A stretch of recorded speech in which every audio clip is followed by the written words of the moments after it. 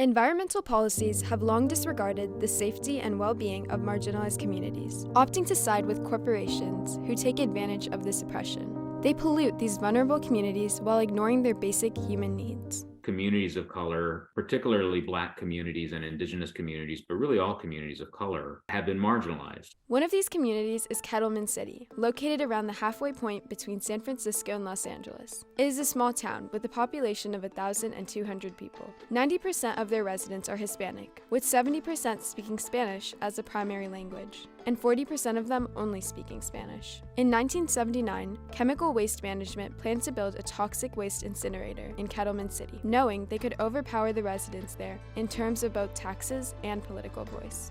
In protest, residents formed the group People for Clean Air and Water and fought back against the injustice. We opened up and had saved a bunch of bags of trash for the week. So we had been collecting trash at our homes, like diapers and all kinds of nasty stuff. And we dumped it all over their desk. And we told them, this is what it feels like when you dump on small communities like ourselves. After protesting for 5 long years, only after gaining the support of the media and various civil rights groups, did Kettleman City protesters force ChemWaste to abandon the toxic waste incinerator project. Kettleman City is a story of how a small community went through a David and Goliath battle and came out on top. The community's success fighting against the corporation is one of the most prominent and inspirational victories for the environmental justice movement. Environmental justice is widely defined as the fair treatment and meaningful involvement of all people, regardless of race, color, national origin, or income, with respect to the development, implementation, and enforcement of environmental laws, regulations, and policies. The environmental justice movement has continually fought for the welfare of minority groups across the United States. The movement is composed of thousands of smaller grassroots organizations who advocate in their respective communities. In September 2022, the U.S. government created an office dedicated towards environmental justice,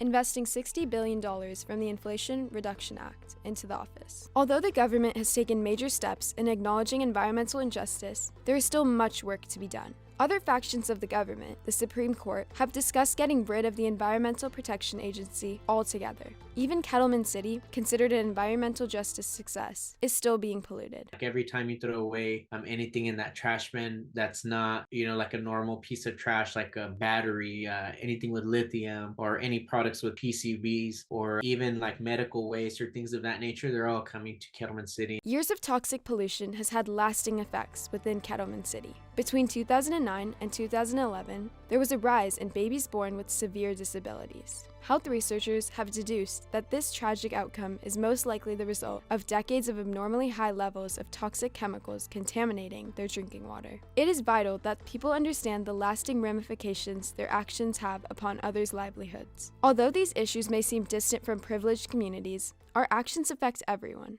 I actually think kids, youth, have much more of an ability to make an impact than people like my age. So I hope that people see their power, and I hope that they can just decide to do the change that I wish I did at your age. Every choice, using batteries, supporting companies who pollute communities, has an effect. Only through the humility of education and awareness can change take root.